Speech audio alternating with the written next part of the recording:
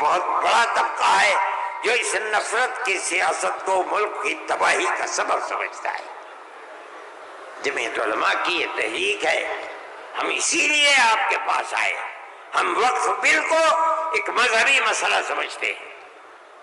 آپ اس بات کو سمجھیے، لوگ نہیں کہتے، میں تو سچ بات کہہ دیتا ہوں، آپ کے اس صوبے کی حکومت وہ بیساکھی ہے جس کے اوپر مرکزی حکومت ٹکی ہوئی ہے، یہ بھی اس کے اندر شریک ہے۔ وہ کہتے ہیں کہ ہم مسلمانوں کو کوئی تکلیف نہیں پہنچنے دیں گے۔ میں نے جو بات کہی ہے اسی لیے کہ یہ آواز ان تک پہنچے کہ وقف کو زندہ رکھنا یہ ہمارا مذہبی فریضہ ہے، ہمارا مذہب ہے وقف۔ اگر آپ اس کی تائید کریں گے تو مسلمان خود فیصلہ کرے کہ آپ کی گورنمنٹ آپ کے مذہب کو زندہ رکھنا چاہتی ہے یا آگ لگانا چاہتی ہے۔ جمعیت علماء ہند زندہ باد، مولانا ارشد مدنی، نعرہ تکبیر، اللہ اکبر، ارشد مدنی قلم بڑھاؤ، تمہارے ساتھ ہیں، جمعیت علماء ہند زندہ باد۔ میرے بھائی، تیسرا مسئلہ مدرسوں کا مسئلہ ہے۔ مدرسے دو طرح کے ہیں، ایک وہ مدرسے ہیں جو گورنمنٹ سے امداد لیتے ہیں، ایک وہ مدرسے ہیں جو گورنمنٹ سے ایک پیسہ بھی نہیں لیتے۔ ہم پہلے سے کہتے تھے، لوگوں سے بلاتے تھے کہ پیسہ مت لو۔ یہ ہو نہیں سکتا کہ گورنمنٹ دے اور تم سے لینا، یہ نہیں ہو سکتا۔ آج سے تقریباً 15-20 سال پہلے دلی کے اندر ایک میٹنگ بلائی، بہار کے لوگ بھی اس وقت گورنمنٹ میں تھے، یہ بھی تھے، اور وہ یہ تھی کہ مدرسے والوں کو ہم پیسہ دیں گے۔ سب نے منع کر دیا کہ ہم نہیں جائیں گے۔ میں نے یہ سوچا کہ مجھے جانا چاہیے، چنانچہ میں چلا گیا وہاں۔ انہوں نے مجھے اسٹیج پر بلا دیا، اس کے اندر بڑے بڑے وزراء بیٹھے ہوئے تھے، ارجن سنگھ بھی تھے اور دوسرے لوگ تھے۔ وہاں تقریر کرنے والوں نے تقریر کی مدرسوں کے خلاف، میں خاموش بیٹھا رہا۔ اس کے بعد مجھ کو کہا کہ آپ بولیں۔ میں بولے، میں نے ان سے کہا کہ آپ نہیں جانتے کہ مدرسوں کا کردار کیا ہے۔ میں آپ کو بتاتا ہوں، جب 1857 کے اندر لوگوں کا قتل عام ہو گیا تو اب ملک کی آزادی کے لیے جہاد کرنے والے مجاہد ہی ختم ہو گئے۔ جن لوگوں نے جہاد کیا تھا وہ جیل میں پکڑے گئے۔ جب عام معافی کا اعلان ہوا تو علماء نکلے اور سر جوڑ کر بیٹھے۔ 57 میں جہاد ہوا تھا، ٹھیک 9 سال کے بعد 1866 میں دارالعلوم کی بنیاد رکھی۔ کیوں؟ اب مجاہد زندہ نہیں رہے، دارالعلوم میں جنگ آزادی کے لیے مجاہدین کی فیکٹری بنانی تھی، وہ ہے دارالعلوم کے اوپر۔ مدارس اسلامیہ زندہ باد، جمعیت علماء ہند زندہ باد، نعرہ تکبیر، اللہ اکبر، مدارس اسلامیہ، اللہ اکبر۔ اس فیکٹری سے بڑے بڑے ہزاروں مدرسے بن گئے۔ جہاں دنیا میں جائیے، نیو یارک میں چلے جائیے، واشنگٹن میں چلے جائیے، لندن میں چلے جائیے، ساؤتھ افریقہ میں چلے جائیے، اور ایشیا کے اندر تو جس ملک میں قدم رکھو یہیں کے فارغ ہیں یا یہاں کے فارغ ہونے والے کے شاگرد ہیں جنہوں نے مدرسے بنا رکھے ہیں۔ یہ مدرسے در حقیقت ملک کی آزادی کی ضمانت ہے۔ ملک کے اندر حضرت شیخ الہند یہیں کے پیدا ہوئے جنہوں نے 4 سال مالٹا میں جیل کاٹی۔ مولانا مدنی یہیں سے پیدا ہوئے ہیں جنہوں نے 9 سال انگریز کی جیل کاٹی ہے۔ اور میں نے کہا میں کتنوں کا نام لوں آپ کے سامنے۔ یہ مدرسوں کی زندگی ہے اور یہ تاریخ ہے۔ آپ اس تاریخ کو بجھانا چاہتے ہیں، کہتے ہیں بالکل نہیں۔ انہوں نے کہا کہ ہم نہیں بجھانا۔ میں نے کہا کہ یہ ہو نہیں سکتا کہ آپ پیسہ دیں انہیں اور پھر ان کے نظام تعلیم اور نصاب تعلیم میں دخل نہ دیں۔ آواز آئی ہم وعدہ کرتے ہیں کہ نہیں دیں گے۔ میں نے کہا اچھا، میں آپ کو جھوٹا نہیں کہتا ہوں، مجھے یہ بتائیے کہ ابھی الیکشن میں 3 سال باقی ہیں، کیا آپ یہ ضمانت دے سکتے ہیں کہ 3 سال کے بعد جو الیکشن ہوگا اس الیکشن کے نتیجے میں کامیاب ہو کر آپ ہی اقتدار کی کرسی پر بیٹھیں گے؟ کہنے لگے نہیں دے سکتے۔ میں نے کہا تو آپ تو 3 سال کی ضمانت نہیں دیتے، اور میرے دل میں یہ ارمان ہے کہ اگر قیامت تک میں زندہ رہوں گا تو مدرسوں کو لے کے چلوں گا۔ میرا آپ سے کیسے ہو جائے گا؟ میری آپ سے اس میں مثالات نہیں ہو سکتی۔ آپ کو اسکول بنانے ہیں، آپ مجھے دیجئے، آپ اگر 50 اسکول کہیں گے میں 50 بنا دوں گا، لیکن آپ یہ چاہیں کہ مدرسے کو ختم کر کے اس کے اندر اسکول کا نصاب بن جائے، یا یہ مدرسے آپ سے پیسہ لے کر چلے، جمعیت علماء اسے گوارا نہیں کرے گی۔ میں نے ان سے کہا کہ مدرسے اور مسجد میں کوئی فرق نہیں ہے۔ کہنے لگے وہ کیسے؟ میں نے کہا اس لیے کہ اگر مسجد میں نماز پڑھی جاتی ہے، مدرسے میں نماز سکھلائی جاتی ہے۔ اگر مسجد میں نماز کے اندر قرآن پڑھا جاتا ہے، مدرسے کے اندر قرآن پڑھنا سکھلایا جاتا ہے۔ کیسے دونوں الگ ہو جائیں گے؟ یہ دونوں ایک دوسرے کے ساتھ ہیں۔ جیسے ہم مسجد اپنی خود بناتے ہیں، چاہے ایک چھپر ڈال کر کے بنائیں، اسی طرح ہم مدرسے میں بھی آپ سے کوئی مساعدت لینا ہم نہیں گوارا کر سکتے۔ اچھا، میں یہ کہہ کر کے بیٹھ گیا، صدیقی صاحب جن کو گورنمنٹ نے بنایا تھا اسکولوں کو ان کا اقلیتی کردار دینے کے لیے، وہ میرے برابر بیٹھے تھے، وہ بھی اس اجتماع کو بلانے والے تھے۔ اس کے بعد ایک اور صاحب کھڑے ہوئے میرے بعد، انہوں نے پہلے سے یہ کہا کہ مجھے بڑا افسوس ہے کہ آپ نے ارشد کے بعد مجھے بلا لیا، کچھ وقفے کے بعد بلاتے۔ انہوں نے تقریر، اور جیسے انہوں نے کہا، میں نے اس پر یہ کہا کہ میرے اندر یہ طاقت ہے، آپ جو فرمائیں گے میں اسے قبول کروں گا، خاموش، میں کوئی اس کی تردید نہیں کروں گا، اس لیے آپ فرمائیے۔ جیسے انہوں نے کہا کہ مدرسوں کا کردار کمزور ہو گیا، وہ تو مجمع جو صبح سے کھڑے ہو گئے، خبیث ہے، اتار دو، پھینک دو، نکال دو اس کو یہاں سے۔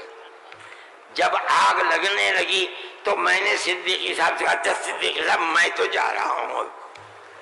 صدیقی صاحب نے مجھے پکڑے، بھائی خدا کے لیے بیٹھ جاؤ، یہ مجمع ہمارے قابو میں نہیں آئے گا۔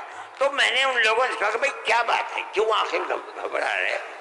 ایک بات ہے، آپ کی مرضی کے مطابق ہے آپ قبول کیجئے، نہ مرضی کے مطابق ہے آپ نہ قبول، لیکن اس اجلاس کے اندر یہاں کیوں شور بچاتے ہو؟ خیر وہ لوگ بیٹھ گئے۔ جب ہو گیا تو میں اٹھ کے بھاگ گیا۔ کانگریس گورنمنٹ کی جو بالکل آخری شخصیت تھی، انہوں نے کہا کہ بھائی سونیا جی صدر تھی، انہوں نے کہا کہ آپ نے کیا کر دیا؟ میں پہلے منع کرتی تھی کہ اس مسئلے کو نہ چھوڑو، بند کر دو اس کو، جو مدرسہ بند ہو گیا۔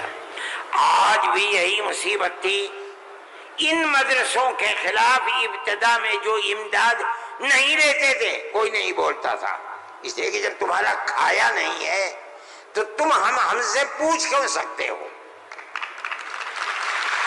جو تمہارا کھاتے ہیں ان سے جا کے کہو، انہوں نے کھایا ہے اب تم ان کے حلق سے نکالو، ہم نے تو کبھی تم سے 2 پیسے بھی نہیں لیے۔ دارالعلوم دیوبند کو سن 56 کے اندر 1956 میں، جو اس وقت یہاں بہار کے آدمی تھے اور ملک کے صدر جمہوریہ تھے ڈاکٹر راجندر پرساد، وہ دیوبند آئے تھے. انہوں نے دیوبند حضرت رحمت اللہ علیہ زندہ تھے، حضرت مدنی، انہوں نے دارالعلوم کے لیے ایک لائبریری کے پیسے دارالعلوم کو دینے کا وعدہ کیا. جب وہ چلے گئے، اب شکریہ ادا کیا ان کا بہت، جب وہ چلے گئے تو ان کو خط لکھ کر بھیج دیا گیا کہ دارالعلوم دیوبند کے بنانے والوں کا یہ حکم ہے، یہ اصول ہے کہ کسی بھی مسلم یا غیر مسلم حکومت سے کبھی کوئی مدد نہیں لی جائے گی، اس لیے ہم آپ کا شکریہ کے ساتھ واپس کرتے ہیں. آج تک حکومتوں پر حکومتیں بدل گئیں، انگریز گورنمنٹ، پھر اس کے بعد ہندوستان کی، مگر اس کے اندر کوئی فرق نہیں پڑا ہے. لیکن اس کے بعد جنہوں نے لیا تھا گورنمنٹ سے، پھر اس کے بعد ان مدرسوں کے اندر بھی ہاتھ ڈالنا شروع کر دیا. جمعیت علماء اس سلسلے کے اندر کورٹ میں گئی، اگرچہ ان مدارس کے سلسلے میں کوئی فیصلہ ابھی تک نہیں آیا، لیکن ہم یہ سمجھتے ہیں کہ قانونی اور دستوری اعتبار سے جو گورنمنٹ سے کوئی چیز نہیں لیتے، پہلے لیا جاتا تھا چھٹیوں کے اندر گورنمنٹ سے، وہ قانون تھا کہ جو ٹکٹ طلبہ لے کے گھر جاتے تھے کنسیشن، اس میں پیسہ کم ہو جاتا تھا. جب گورنمنٹ کی نظریں بدلنی شروع ہوئی، دارالعلوم نے بند کر دیا، اس کو ہم نہیں لیتے. یہ بات ہم نے کہی، یہ اللہ کا بڑا احسان ہے کہ جو تبصرہ آیا، ابھی تک فیصلہ نہیں آیا، وہ تبصرہ بھی حق کے اندر ہے. انشاءاللہ جب گورنمنٹ سے کوئی تعلق ہی نہیں ہے اور دستور کی دفعات 25 اور 26 اقلیت کو یہ حق دیتی ہے کہ وہ اپنے اداروں کو قائم کر لے، کوئی رکاوٹ نہیں ہے، تو ہمارے مذہبی اداروں کے اوپر کیسے رکاوٹ ہو سکتی ہے؟ دستور کی یہ دفعات ہمارے لیے چین و سکون اور عزت و آبرو کے ساتھ ملک میں رہنے کا ہمیں حق دیتی ہے. ہم یہ سمجھتے ہیں کہ مستقبل کے اندر بھی انشاءاللہ ہم اپنے ان پروگراموں کے اندر کامیاب رہیں گے. میرے بھائی، فلسطین کا مسئلہ ہے. دیکھیے، جب یہ مسئلہ ہوا اسی دن ہماری گورنمنٹ نے ایک بات کہی کہ یہ دہشت گردی ہے، فلسطینیوں نے حملہ کیا اسرائیل کے اوپر. میں نے کہا یہ بھی گورنمنٹ جانتی نہیں ہے. جب میں نے اگلے ہی دن بیان دیا کہ یہ غلط ہے، اسرائیل کو بنانے والوں نے بنایا تھا، بیت المقدس اسرائیل سے باہر تھا، فلسطین آزاد تھا. اسرائیل نے امریکہ کی مدد سے اور یورپ کی مدد سے بیت المقدس کو، فلسطین کو، تمام فلسطین کے اوپر زبردستی حملہ کر کے فلسطینیوں کو غلام بنایا اور اپنے اندر داخل کر دیا. پھر یہی نہیں، 2-4 سال کے بعد حملہ کیا شام کے اوپر، اور گولان کی جو پہاڑیاں تھیں ان کو اپنے قبضے میں لے لیا. جب اسرائیل بنا، نہ فلسطین، نہ بیت المقدس، نہ گولان کی پہاڑیاں، کوئی چیز فلسطین میں نہیں تھی. اب فلسطینی اٹھے اپنی آزادی کے لیے. اگر تم ان کو دہشت گرد کہتے ہو تو میں کہتا ہوں گاندھی جی بھی دہشت گرد تھے. جمعیت علماء ہند زندہ باد، مولانا ارشد مدنی قدم بڑھاؤ، نعرہ تکبیر، اللہ اکبر. اس کے بعد سے پھر کبھی یہ بات نہیں آئی. لیکن میں یہ کہتا ہوں کہ جس نظریے کو لے کر اٹھے، اس کا مطلب یہ ہے کہ کچھ جانتے بوجھتے نہیں ہے. کیسے کہہ دیا انہوں نے؟ ان کو دیکھنا چاہیے تھا تاریخ. اگر خود نہیں پڑھتے پڑھے ہوئے لوگوں سے پوچھنا چاہیے تھا، وہ بتاتے ہیں آپ کو کہ ہو کیا رہا ہے. میرے بھائی میں یہ بات کہتا ہوں کہ جمعیت علماء کی ایک تاریخ ہے اور جمعیت علماء اس چیز کے اوپر ہے. ہمارا اس وقت کا مسئلہ صرف ایک ہی مسئلہ نہیں، بہت مسائل ہے، لیکن وقف ترمیمی بل کا مسئلہ بھی یہی ہے جس کو جاننے کی یہ ہمارا مذہب ہے. ہم یہ کہتے ہیں بہار کی گورنمنٹ کو بھی، آندھرا گورنمنٹ کو بھی اگر وہ کریں گے تو اس کا مطلب یہ ہے کہ مسلمان کے پیٹ کے اندر چھرا گھونپیں گے اور مسلمان کے مذہب کو آگ لگانا چاہتے ہیں. مسلمان کو سوچ لینا چاہیے کہ وہ کیا کرے گا اور مستقبل کے اندر اسے اس جنجال کو کس طرح نمٹانا ہے. ہم ایک بات کہہ رہے ہیں اور ہمیں یہ کہنے کا حق ہے، اس لیے کہ دستور کے خلاف ہے. دستور نے ہمیں مذہبی آزادی دی ہے.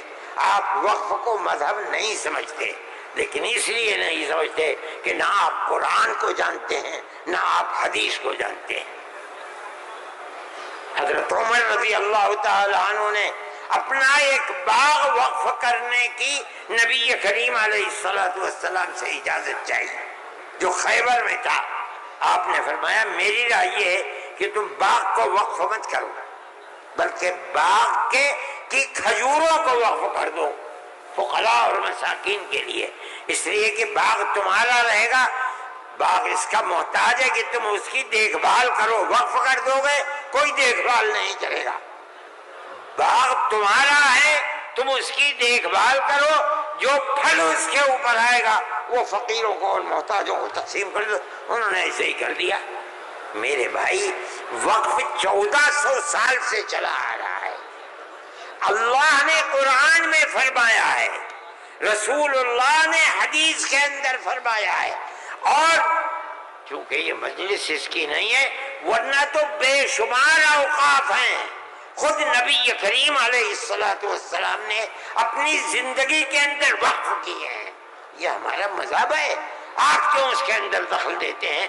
آپ یہ کہیں کہ دستور میں لکھا ہوا نہیں ہے، اس کا مطلب یہ ہے کہ آپ یہ نہیں مانتے کہ مسلمان کو آزادی ہے اپنے مذہب کی حفاظت کی. آپ یہ نہیں جانتے ایک ایک مذہب کی جزئیات کو دستور کے اندر جمع کرنا ممکن نہیں ہے. مذہب اسلام تو آدمی کے پیدا ہونے سے پہلے موت کے بعد تک قبر کے اندر جو صورتحال ہوتی ہے اسلام اس سب کو اپنے احاطے میں لیے ہوئے. آپ کے دستور میں کتنی گنجائش ہوگی اس کی؟ یہ بات کہہ دیا کہ ہمیں اپنے مذہب پر چلنے اور اپنانے کا حق ہے، اسے زندہ رہنے کا حق ہے. ہم یہ بات کہہ رہے ہیں، ہم نہیں چاہتے کہ کوئی دوسرا اس کے اندر دخل اندازی کرے. میرے بھائی میں نے یہ بات کہی اور میں نہیں سمجھتا ہوں کہ اس سے زائد مجھے کوئی بات کہنی چاہیے. اس لیے میں آپ حضرات سے کہ تشریف آوری کا شکریہ ادا کرتا ہوں. میں اس ہال کے اندر 1-2 مرتبہ پہلے بھی آ چکا ہوں، مگر میں نے کبھی مسلمانوں کا اتنا بڑا مجمع یہاں نہیں دیکھا. میں